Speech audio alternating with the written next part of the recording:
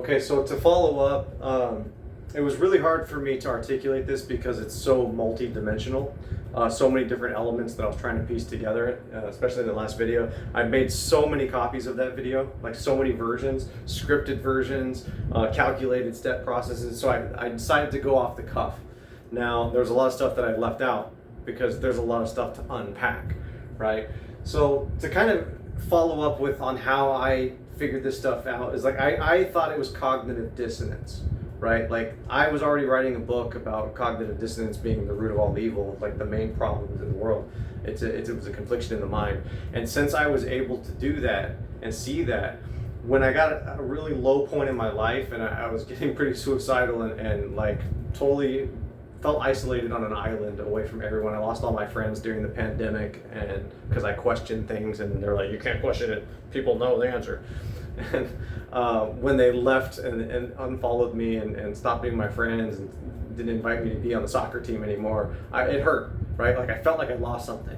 And in the last video I was telling you that zero doesn't exist, that emptiness, that lack, that loss, that doesn't exist. So when you feel it, it's because of an insecurity. You feel like you did something wrong. Oh, no, I had to come to the realization through meditation, psychedelics, a lot of exploration through all the religions. I wasn't like picking Christianity, it was all religions. And so basically, it's omniism. It's the complete structure, because as I mentioned in the last video, divided, this is all of us choosing our different religions, but we're oblivious that it's all one. All the religions are saying the same exact thing. You can't tell because you're errored. The tool that you use to observe is errored. Think about that for a second. The tool that you use to think can't think correctly. Do you get the dilemma? And so that's why it was so hard for any of us to, like, if you're a Christian and you have the King James Version of the Bible, you're adamant, this is 100% real. And I'm not going to argue that. Like, you know what? There's a lot of good stuff in here. A lot of good stuff. But you're reading it with errored eyes. That pastor giving the sermon is reading it with errored eyes. So maybe you're miscalculating, right?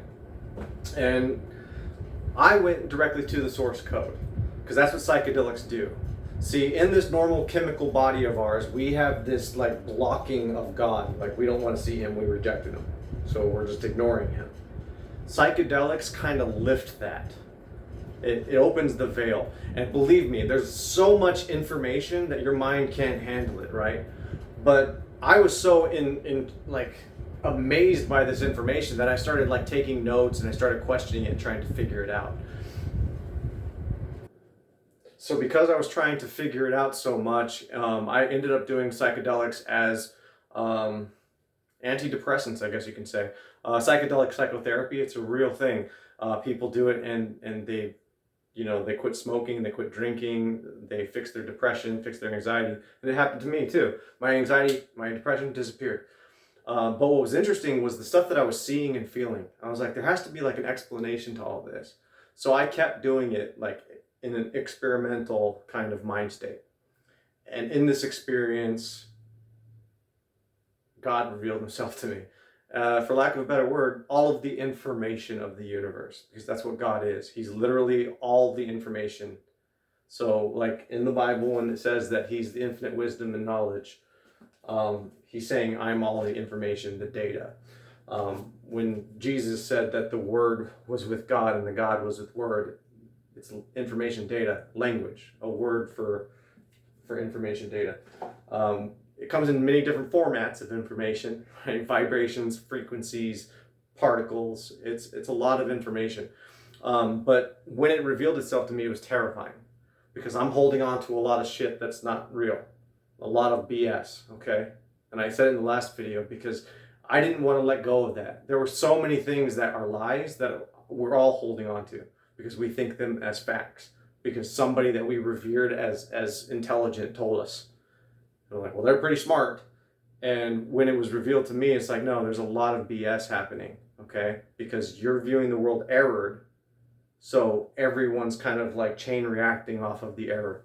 So without further ado, I want to talk about a few of the misconceptions, right? Like there's no such thing as right and wrong. Like in God's eyes, you can't do wrong. You can't. He's like, I know you're figuring it out. He just doesn't want to see us go through pain. So when we use the error, we put ourselves through pain. It's not about rules. I thought it was about rules. I thought he was like, you shall not do this. You shall not do that. No, it's not rules like, don't do this. It's a rule like, you tell your kid, don't stick a fork in the electrical outlet. It's not a rule, just don't do it, okay? It's painful. Don't do that. So the stuff that he's telling us not to do, he's like, it's going to cause bad things. It corrupts the code, puts errors and gaps in the code, system failure. It's information, you got to respect the information. And what was interesting is that those 10 commandments, because God didn't want to give rules, like Moses convinced him, give me rules, right? And God's like, there are no rules. It's free will. You can literally do whatever you want. The whole thing is intended for free will. But the dilemma was that they demanded rules. We don't know. God's like, all you have to do is plug into me, but okay, fine. I'll give you rules. Now, if you split the rules in half, I think there's like 6 of them that say respect man, respect people around you. And the other 4 were respect God. Well, what is that? It's information. Respect the system. That's all he's saying. He's like, it's a complete picture, respect the complete picture. That's it. That's it. It's like when you covet thy neighbor's wife, right? You're hurting yourself. You're cutting off your nose to spite your face because you're one complete system, right? It's like your thumb's getting angry with your pinky on your other hand. Ah, stupid pinky. It doesn't make any sense. You can't fight yourself, right? You have to realize it's one giant picture and we're all part of it together. So, because we're errored, we don't see that. We see ourselves as self. We went in the self-insecure way, rejecting the system. Oh, I'm insecure, so I think I'm alone, I'm by myself. You're different, you're bad. And we think we're divided, and division's not a thing. But anyways, because of the error, we start seeing a lot of these words incorrectly. And this is just a handful of them, believe me. There's a lot of them that I thought were different. So sin, I always thought was a rule, right? It was like, you're breaking God's rules. You're sinning. That's not what sin is. Like, there's one point to all of this. Consciousness. Self-aware consciousness. God wants you to be self-aware, but he wants you to be self-aware that you're a part of the system. You're one within the system. You're a forest, or you're a tree among a forest. You are part of everything. You're a grain of sand on a beach of sand.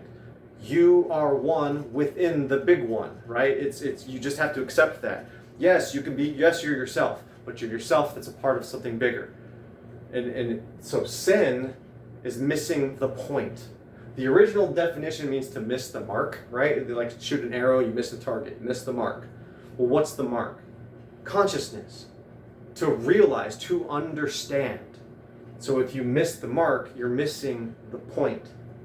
You're not getting it. So when somebody's doing, oh, don't judge people by their sins, it's not bad things that they're doing.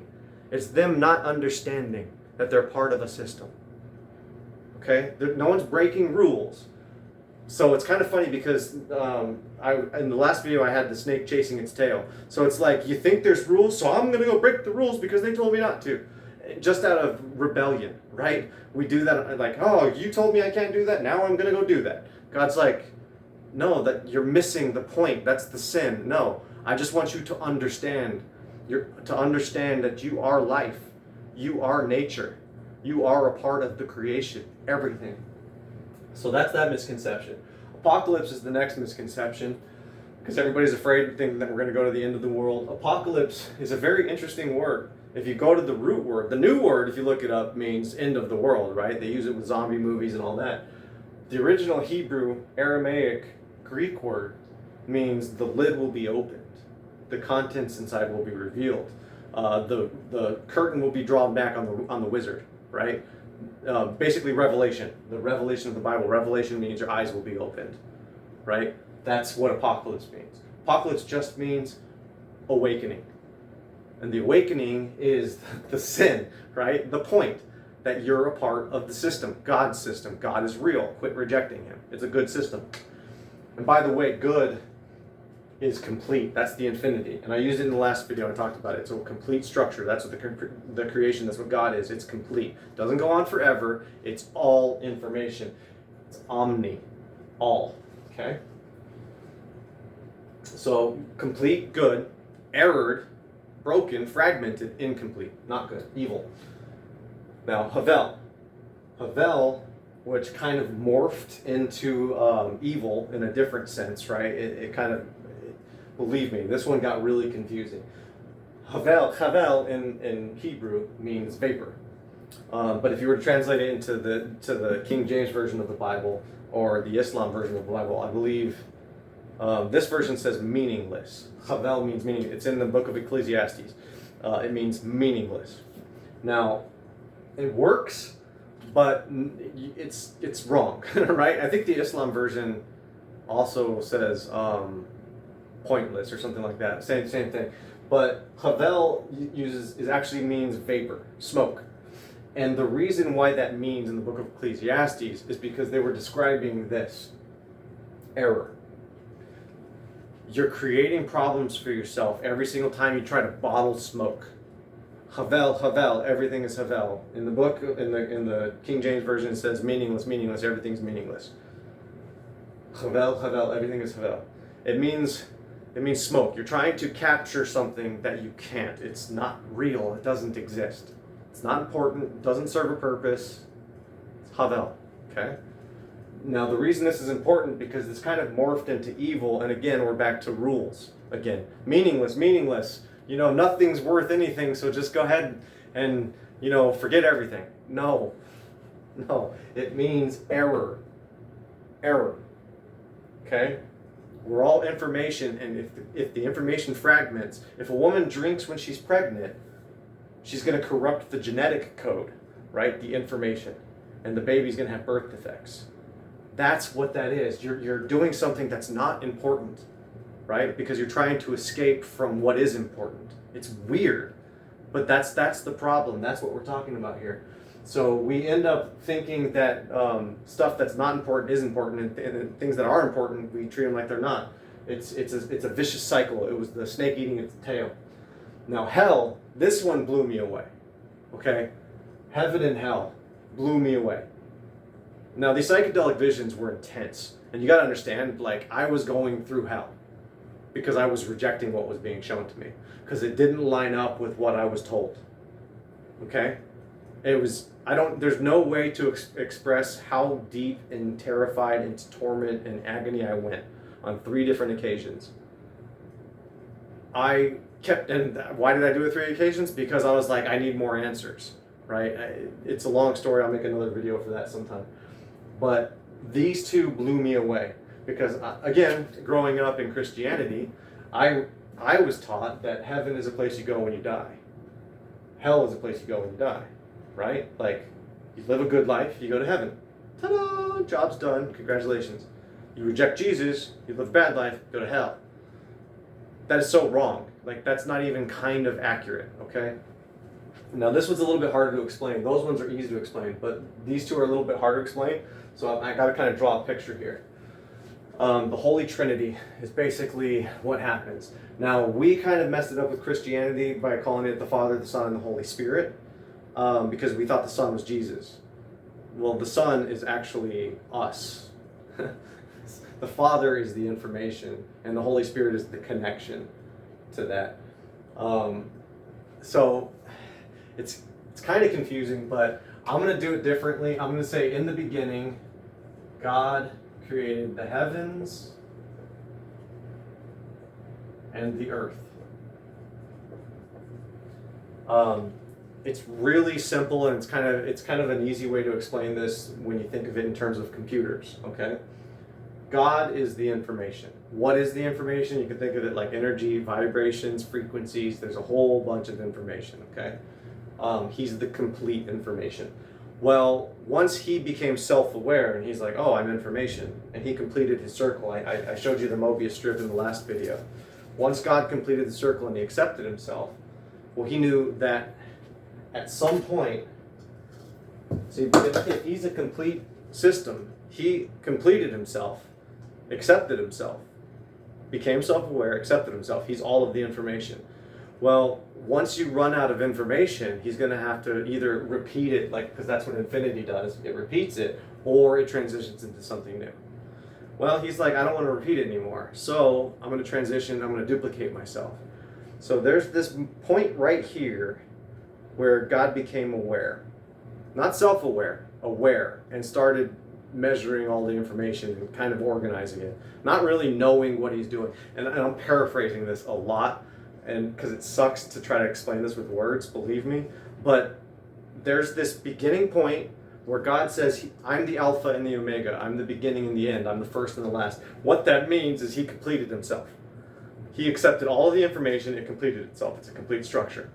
But that new structure that doesn't know what it is, it's going to have like this awakening. Wait, what am I? Right? When it becomes self-aware. Well, how does the complete structure explain to itself, hey, don't worry, relax, everything's good in all of this information, chill out? Well, he had to ground it, literally, by creating the creation. He's like, okay, I got to put it in a place where you're not going to freak out, you're going to be stabilized. And I talked about that with this, right? Like an electrical current, positives and negatives. If you don't ground the current, the positives or the negatives, whatever, it'll start a fire, it'll start lightning bolts, right? Well, God knew that, so he literally had to stabilize it in a grounded environment to duplicate himself so that we can all start branching. This is him, and this is all of us connected as one, branching off of him, right? So in the beginning, God, the information, created the heavens. Now, heaven is a non-physical place. Think of it like a hard drive. If you've ever smoked DMT, and I'm not suggesting anybody go out and do psychedelics, because trust me, you got to be in the right mindset if you're going to do it. I'm not telling anybody to go do that, okay? I've done it, but I'm not giving you advice to go do it, okay? Because I'm trying to explain it with words so you don't have to. Because when I did it, I experienced infinite pain and torment to understand how this works. And I can explain how, but I'm going to skip past that. We're going to come back to it. So heavens, if you ever smoked DMT, you see all these geometric shapes, and it looks like a machine. Terrence McKenna called it the machine elves. They're these entities, and they're like living beings, but they're like constantly morphing into different shapes. The prophets in the Bible, they called them angels. Every religion calls them. In South America, they call them something else. I forget.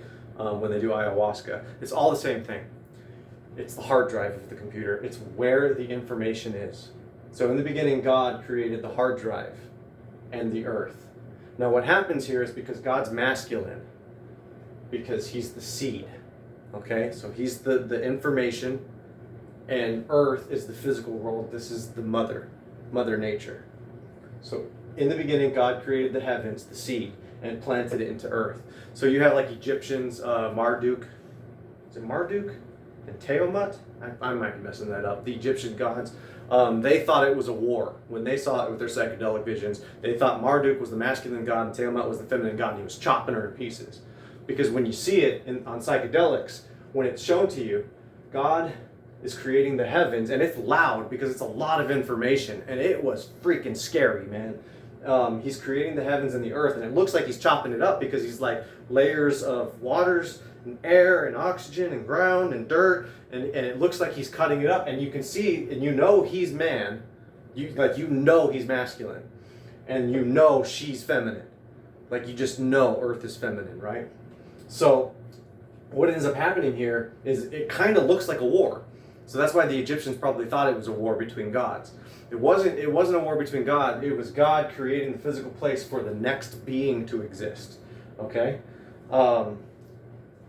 And the next being to exist. So, heaven and hell is basically the point of this, okay? Heaven and earth and God combined equals the plan. Okay? This is the complete structure. It's all three of them combined that equal the happy place to be, paradise, if you will. It's the garden. All of those combined. So heaven's not a place you go when you die. Heaven and earth combined are the point, okay? Now, when Adam and Eve rejected heaven and earth, they split, or when they rejected the system, they split heaven and earth, right? They're divided. That's hell. Hell is separation from God.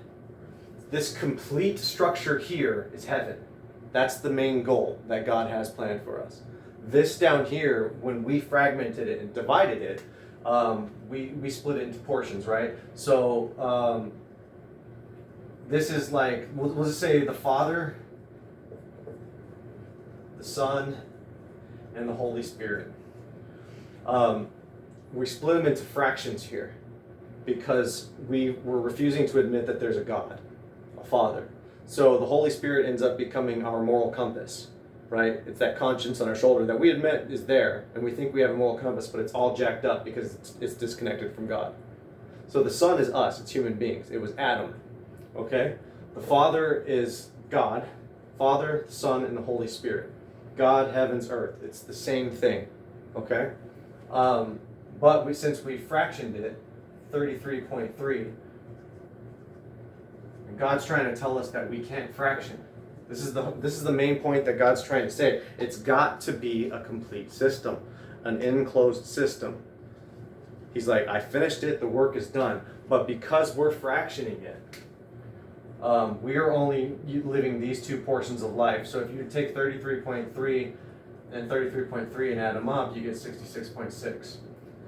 Without God, we become the number of the beast. Let he who could calculate the number of the beast see that it's a number of a man. That's us. Man. Without God. We're the beast. All right? It's not hyperbole. It's not a snake. It's us. We're the beast.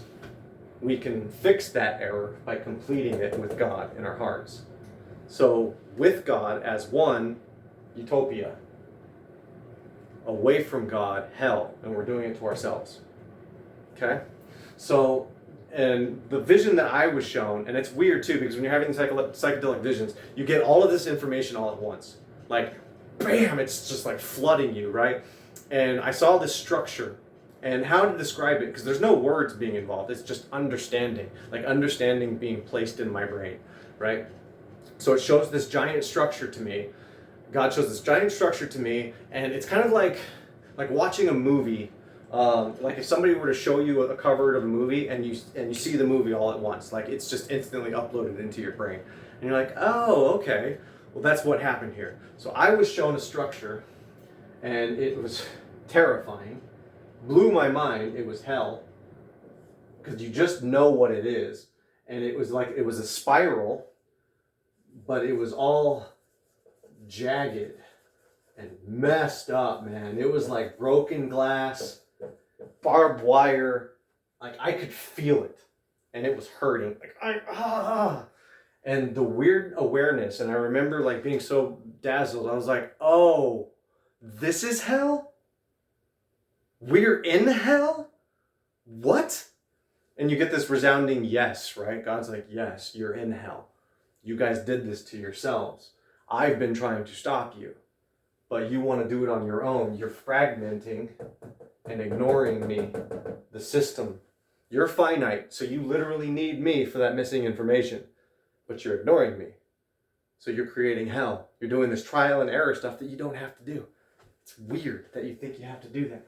So he pulls, in this vision, there's this tiny little speck right here, and he pulls it out, and he stretches it out to my entire life. Also jagged and messed up. And then he puts me back in, smooths it out, and then next thing, it goes from being all jagged and ugly, and it sets off this like rippling effect to everyone, where it ends up becoming completely smooth, and it ends up becoming that paradise that I was talking about.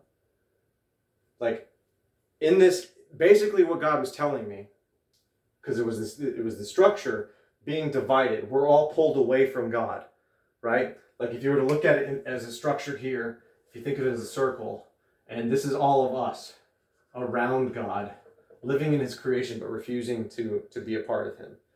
Now, what he wants us to do, and he showed me, plant your seed in me, become one with me. And so if you decide to plant your seed in God, then you can grow off of him. And if we all do it, we end up making a complete, beautiful structure. Basically, it was the tree of life, right? He's the garden. That's why when in the beginning, when God created the heavens and the earth, it was a garden. He's like, I'm all the information. Now all you guys have to do is grow off of me. Plant your seeds in me and grow off of me. That's the point. It's a complete structure and it's good. So don't reject it, because life is beautiful. But we're rejecting it and we're like, we have to fix things, and we're creating so much chaos. We made hell by refusing to plant our seeds, by rejecting the system. Okay. So again, heaven is not a place that you go when you die. Death's nothing. And that was like the next mind-blowing thing, because honest to God, when this happened, when he showed me this, I actually pulled away. Like when he put it smooth and he showed me the beautiful structure of paradise, I rejected it. I was like, I don't want that. And why would I reject paradise? And the reason I did was because in my mind, I was like, if I do that, I'm no longer me. I want to be me. I like being me. But if I do that, I'm you. And I don't want to be you. I want to be me. And God's like, don't you get it? You are me. All of you are. You guys were always in me. I'm being the fertilizer, the soil for all of you to exist. Because when all of you exist and make this complete structure, I'm existing through you. You're existing through me. It's symbiotic. And I used this in the last video when God created us, the Mobius strip. And this Mobius strip is one of the worst Mobius strips I've ever made. But right here it says, God created us. God created us. God created us. And then it keeps going. We created God. We created God. And what that means is we decided to take the tree of knowledge, so we fragmented. And now God's like, you guys got to put yourselves back together. You did it. You rejected the system. So acknowledge the system, put yourselves back together, and rebuild what I built. And he's like, I wanted the paradox to end of infinity. It's one complete structure of life. Just accept yourself and be happy. That's it. Live your life and be happy. Listen to God, because you're going to go and want to like talk to a girl, and God's going to be like, yeah, that girl's not for you though. That girl, she's going to have her life with someone else. And you're like, oh, okay, cool. Or you're going to have kids and you're going to want to a woman's going to want to keep her kids away from her ex because I hate how that man treated me. And God's going to be like, why are you going to put your kids through that pain? You love your kids. Your kids love your ex-husband.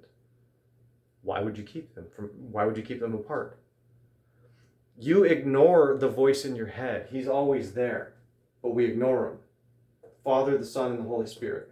We are the Son, the human beings. Now this is where it gets kind of sexist, okay?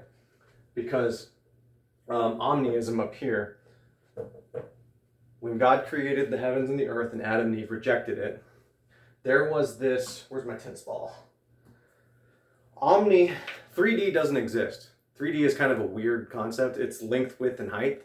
There's so much more than length, width, and height. Like if you just look at this room alone, length or width, we'll say from that wall to that wall, that's one dimension. But what about this dimension from right here to right here? What about the dimension from right here to right here? Right here to right here, right here to right here. There's omni-dimensions, okay? Just like a sphere, it goes in every direction. It's not 3 dimensions, it's omni-dimensional. And what does omni mean? Omni means all. That means it's all directions, right? That blew my mind too. When I was like, he's like, 3D is not a thing. You only view the world as in 3D. And the reason you view the world in 3D, and this is cool, man. Okay, so we got Adam over here, and then we got Eve.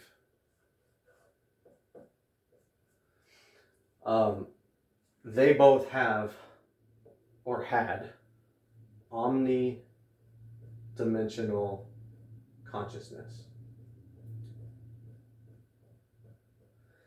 Now, the thing about omnidimensional consciousness, it's a lot like omnidirectional microphones.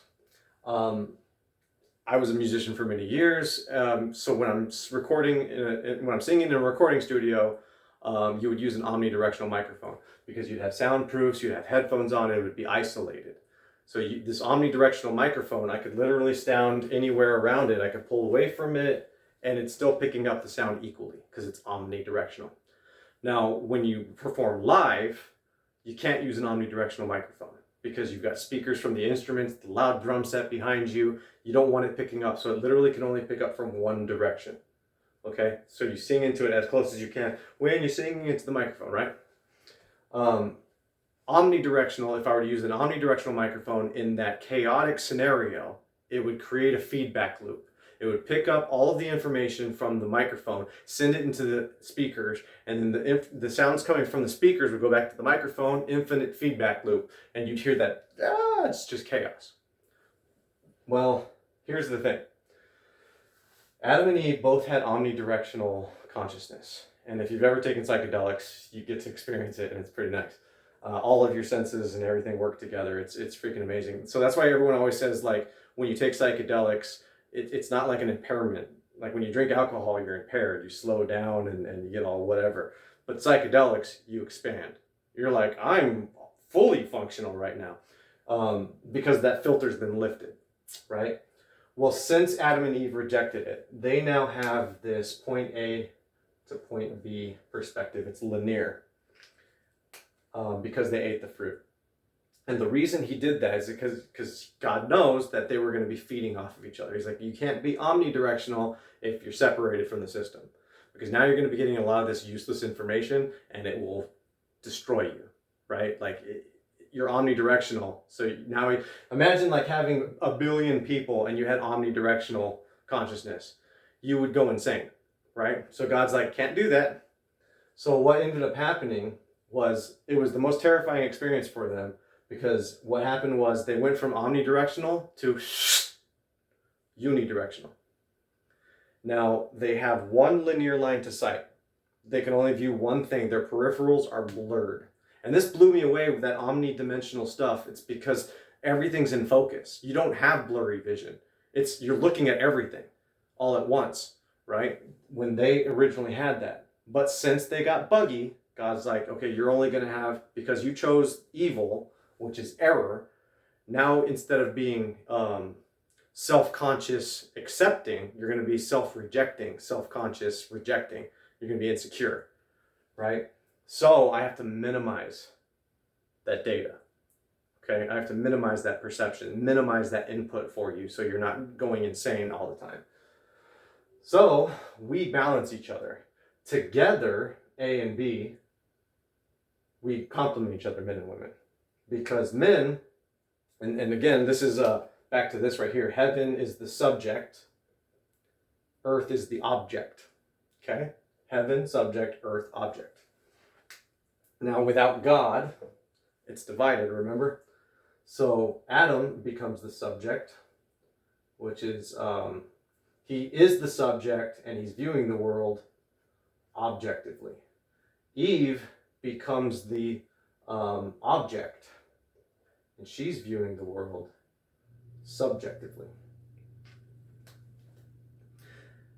I know it sounds weird at first, but this is exactly why men are into objects and things and stuff and doohickeys, and we're always trying to fix problems. We're like, fix this out here in the world. And women are always trying to fix problems in relationships, subjects, and people and socializing, right? It's because of the way that they view the world. Women are the object.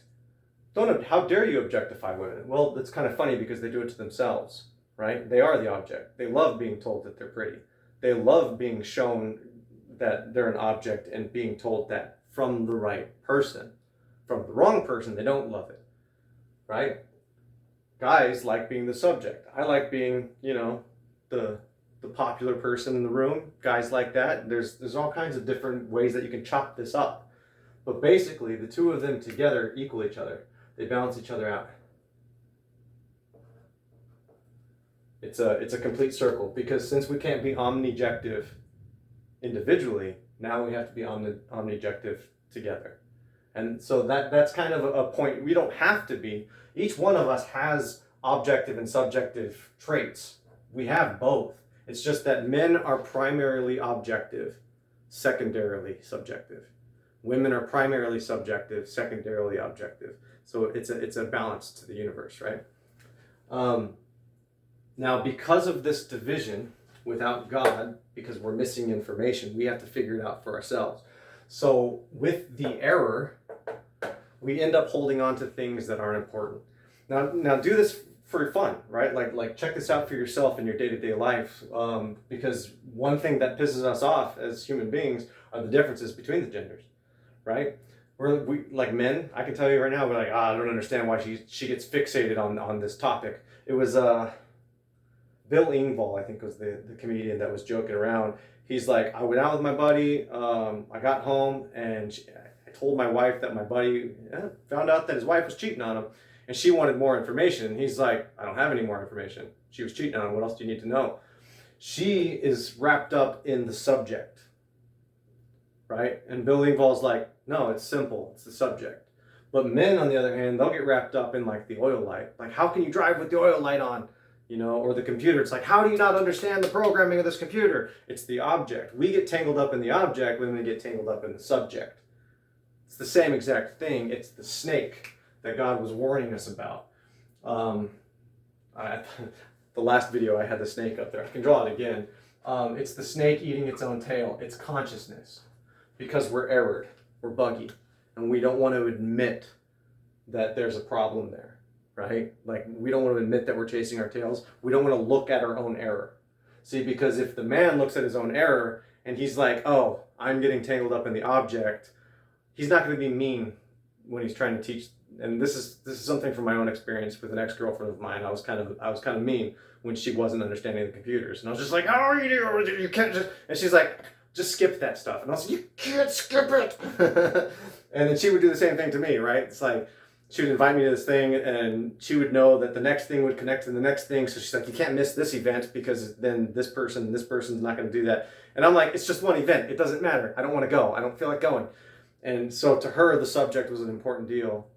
To me, the object was an important deal. And you can test this with life. You're going to start to see it everywhere, right? Like this whole subject objectivity. Now, because we're divided between heaven and earth, that's God is heaven.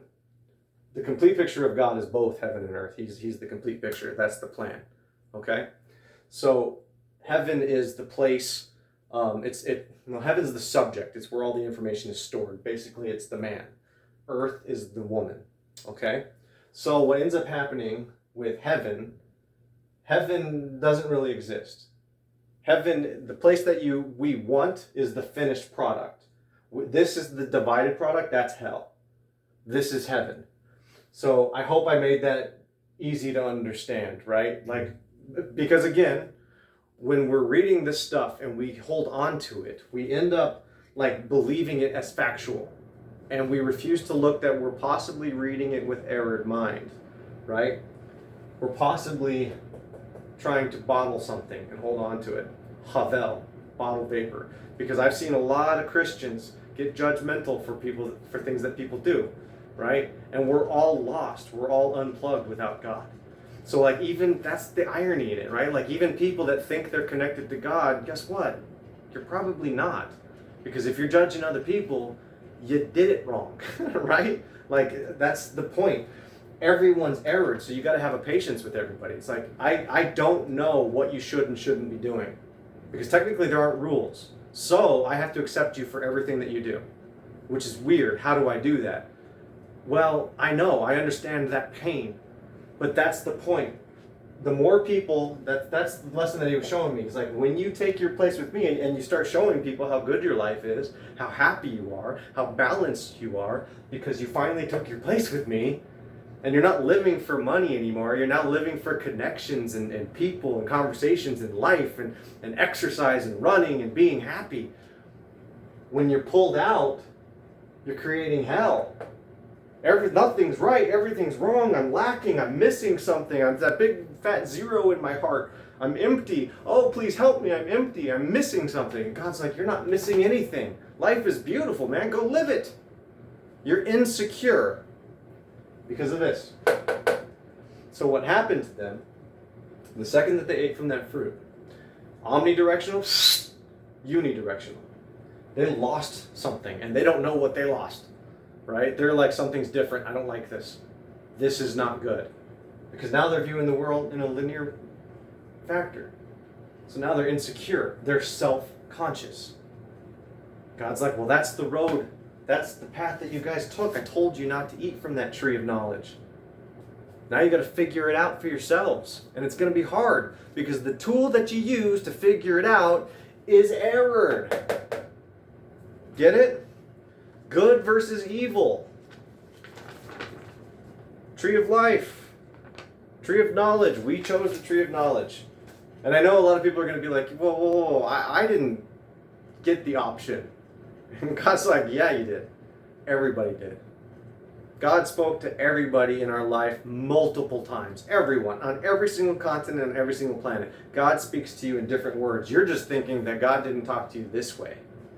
Well, this religion talked to me, but how do I know this religion's correct? How do I know Islam is correct? How do I know Judaism's correct? Taoism, Buddhism, come on. One of them's got to be correct. No. Zoom out. Zoom out. They're all correct. Omni becomes omniism. Every religion is a different variation of the same thing. You're just using the error to argue over the small details because you're fractioning it.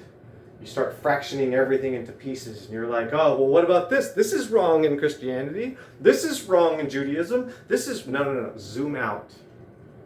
Because the God that I know isn't tied up in a book. He's not tied up to a religion. Men are. And remember, men are the beast. We're errored and we're putting faith in men. Like you turn on CNN, you're like, I like CNN. Turn on Fox News, I like Fox News. We got politics. Nothing ever gets fixed with politics, but we still believe it. Why? Why do we believe? No, some things. We've made progress. We are more divided than we've ever been. Ever. What progress have we made? No. The only progress is this. And it's already been done. That's the good news. That's the gospel. It's done. It's finished. It's finished. You don't have to be this. You can be this. At any given time, even if you're by yourself. Right? Like right here, the second that you put yourself in that place and you become one with God, you realize that it's everything. And it's everywhere. You're no longer disconnected. Job complete. It's good. It's good. Good is complete. It's finished. Evil is incomplete. Errored. It's not complicated. Really simple stuff. We overcomplicate it. And we have these mathematicians come up and draw these complicated equations and they're like, dark matter. Dark is another way of saying, I don't know. In science. Dark. I don't know. And there's a lot of dark stuff in science, okay? And in the last video, I talked about rat poison.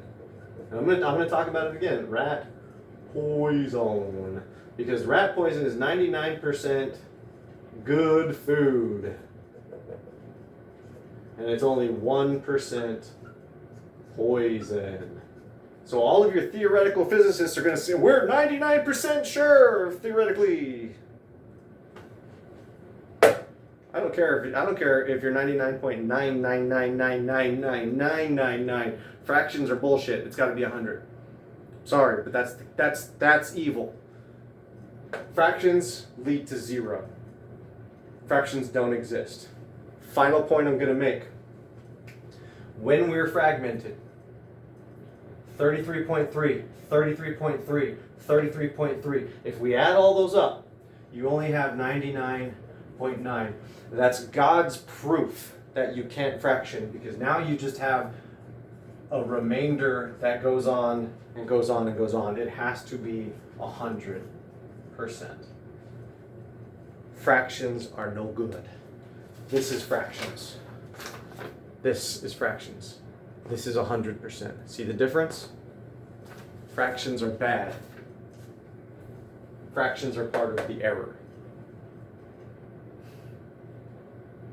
Don't worry about it, because we've been complete this whole time. Take a look around you. Open up your window. Turn off social media. Turn off the news. Look out your window. Life is beautiful. You're a part of this thing. It's already happened. You're a part of the tree of life. The job's done. That's the gospel. That's the good news. It's already happened. Don't wait for a revelation. Don't wait for the Savior, the Messiah to come, Jesus. No, it's an individual revelation.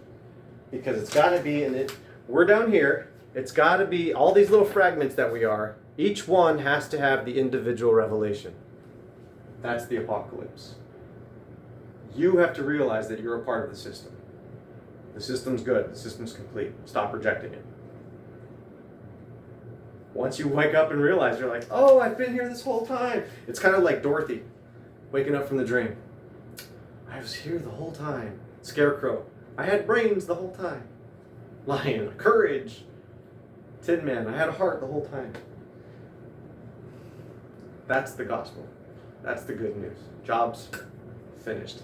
Enjoy it. Stop fighting with your brothers and your sisters. We're all family. We're all one. We're all complete.